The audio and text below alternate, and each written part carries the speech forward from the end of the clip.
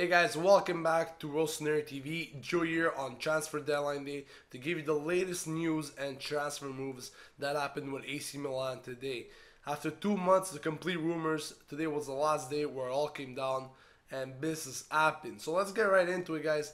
Ginkel, he arrived to AC Milan last night where he had his medicals this morning and he will stay at the club on a 1-year loan deal with no buyout option. Milan paid 4,000 euros to get him on this loan deal. They will have to pay an extra bonus though, and this all depends on how many games he will play this season. Now, if he plays over 20 games, Milan will have to pay a bonus of 100,000 euros to Chelsea.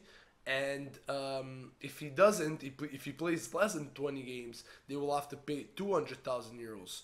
Now, the 20-year-old midfield, as I said, coming from Chelsea, didn't see much action last season with them, but Mourinho spoke very good about him, and therefore we should expect great things from him. Let us know what your thoughts on his arrival are in the comment section. Moving on, Gabriel Vasconcelos, our goalie, he has joined Serie B side Carpi on a 1-year loan deal to get some playing time. Now, as you guys already know, our three goalkeepers for the season are Diego Lopez, Abbiati, and Agazzi. Gabriel simply wanted some playing time, knowing that those three were in front of him, so he decided to move on to another team. But as I said, loan deal, so he will come back at the end of the season. Now, let's move on to Brian Cristante, guys, because Milan have sold him for 6 million to the Benfica, where he has signed a 5-year contract. Now, AC Milan fans all over the world were very upset with this move. They were all against Berlusconi, all out Galliani, really an outrage on Twitter when this move happened. Because honestly, everyone regarded this player as a future for the club. Someone that will honestly stay at the club and have a great career. Maybe someone like Maldini, even though they don't play the same position. So everyone was regarding this guy as the future for the club, and Milan sold him. After a while, it was confirmed by Galliani himself, believe it or not. If you guys want to believe that he actually means this, go ahead. I'm just stating what happened. Galliani said that Cristante wanted to leave himself. He said that he convinced him to stay at Milan. He wanted to send him on loan so he could come back the following season. But Cristante simply wanted a permanent move outside from Italy because he didn't want to play against Milan in the season. And therefore, Benfica, which have been obviously pursuing him for a long time, came in and bought him for 6 million. Really a price that hard to reject for a 19-year-old. Now, what are your thoughts on Milan's decision, and what are your thoughts on Cristante wanting to leave and finding some playing time? Let us know in the comment section. Now, guys, let's talk a bit about the Biabiani and Zaccardo situation. Wow, just wow. Let's go through a bit what happened. First of all, this morning it was reported that Biabiani was going to have a swap deal with Zaccardo.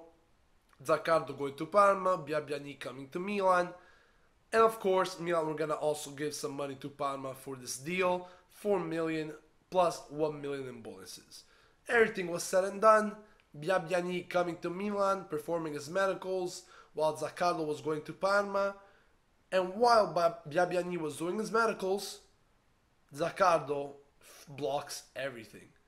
He didn't agree to the wages that Parma were offering him, and therefore the whole deal pretty much was blocked.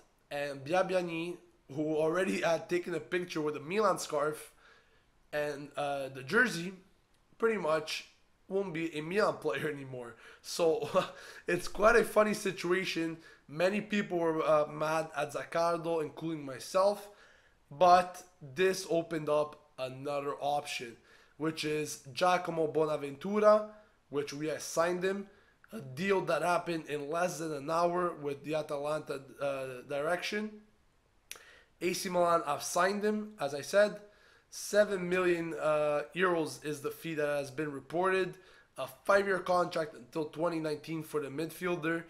The player had 31 appearances in the Serie A with Atalanta last season, scoring 5 goals and adding 4 assists.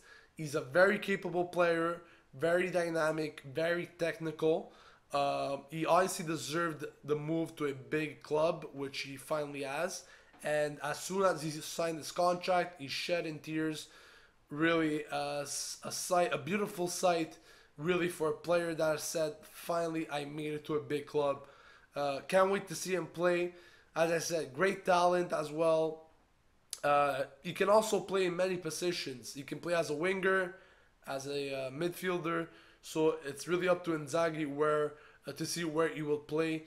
It will be very interesting to see what will happen with him. Now, let us know if you guys are excited about his move, and let us know finally if you guys are satisfied with this mercato. Don't forget about all the other players that Milan signed that weren't mentioned today, of course, that they signed during the summer. So let us know what you guys think about Milan's transfer window in this summer 2014.